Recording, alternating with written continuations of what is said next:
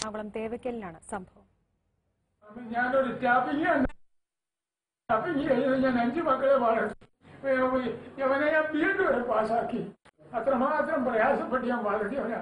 Ernakulam Thevakkal PS എബ്രഹാമിന് 5 മക്കളാണുള്ളത്. 5 പേരും ഉന്നത ഉദ്യോഗസ്ഥർ.